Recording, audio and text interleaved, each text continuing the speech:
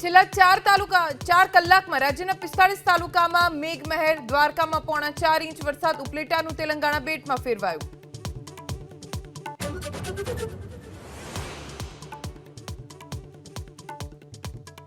રાજ્યના 206 જળાશયમાં 37% જળસંગ્રહ, તો 32 ડેમ 80%થી વધુ ભરાયા.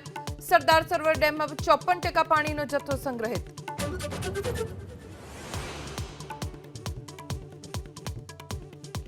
અમરેલીના જાફરાબાદના કાગવદરમાં સ્ટેટ હાઈવે પર સિંહ પરિવારની લટાર. વન વિભાગના પેટ્રોલિંગના અભાવે સિંહ પર અકસ્માતનો મોટો ભય.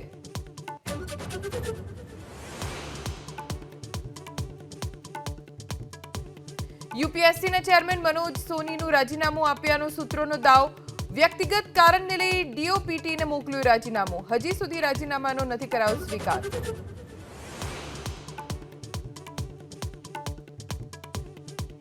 મહારાષ્ટ્રના અનેક વિસ્તારમાં ભારે વરસાદથી જળબંબાકાર. નાગપુરમાં લોકોના ઘરમાં પાણી ઘૂસ્યા. અંધેરી, થાણે, ભિવંડીમાં પણ મુશળધાર વરસાદ.